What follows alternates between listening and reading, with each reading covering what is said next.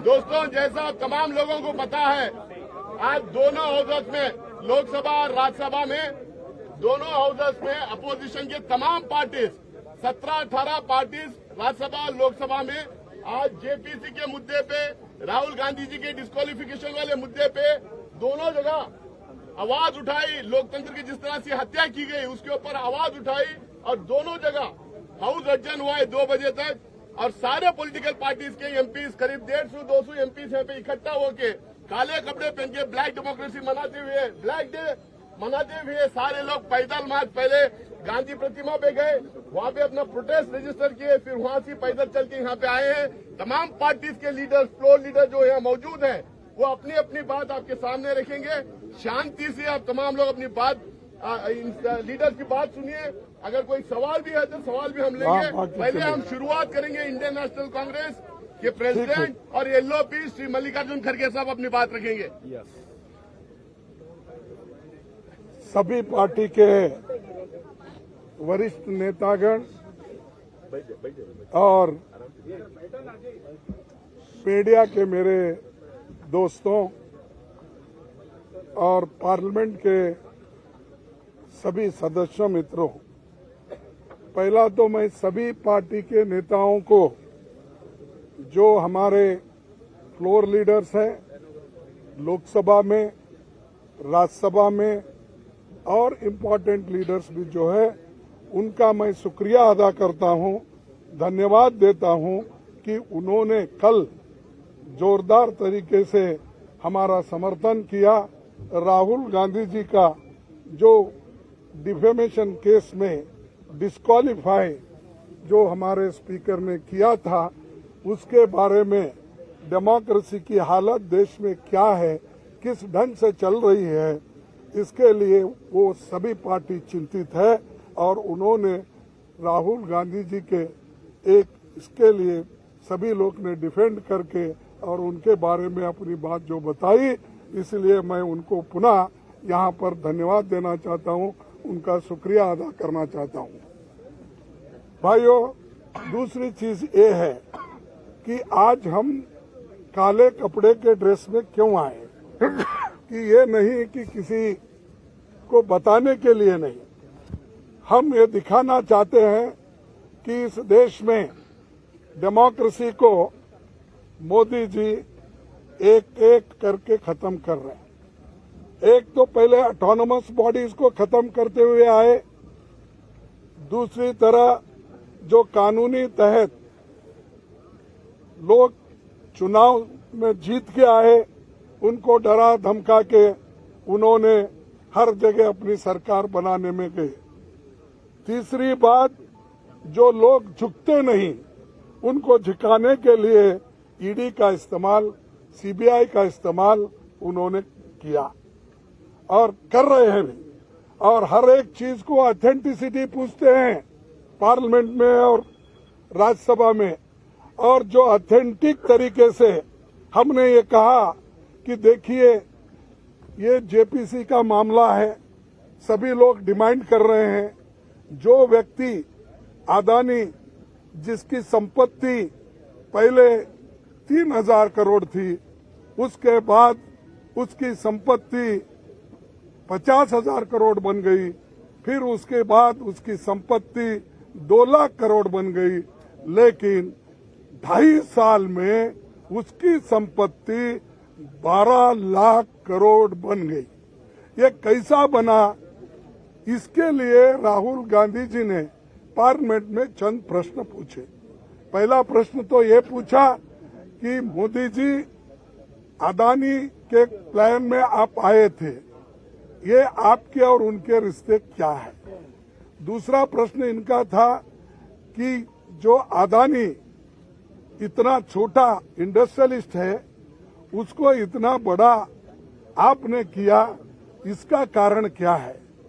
और तीसरा, आप फॉरेन कंट्री जब जा रहे हैं, दूसरे मुल्कों पे जब जाते हैं, उनको प्लेन में लेके जाते हैं, कितने बार लेके गए।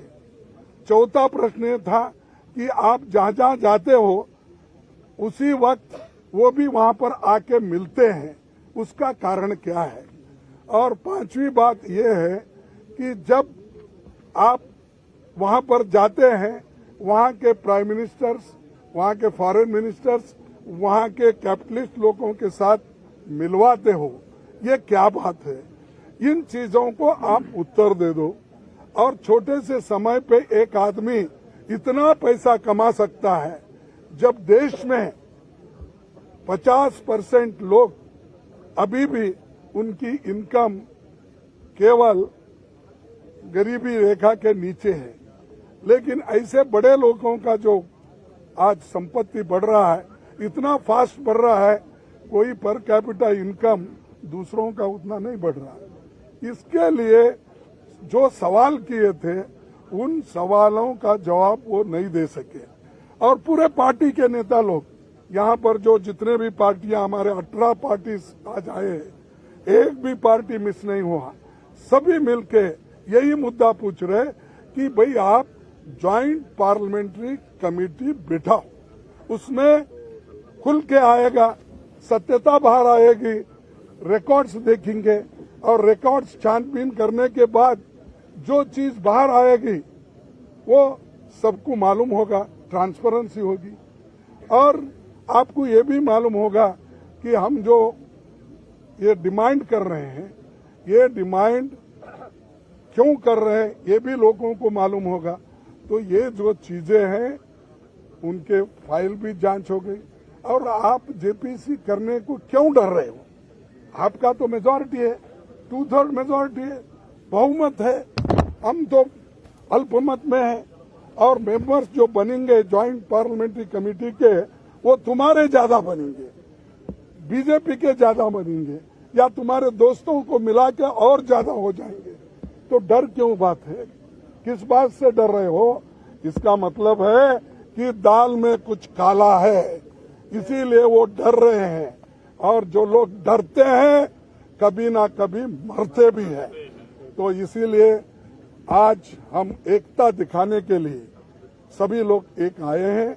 और जो खासकर राहुल गांधी जी के ऊपर इतना अन्याय हुआ कि जो उनके ऊपर केस डाला गया, वो मेरे स्टेट का है, कोलार का है।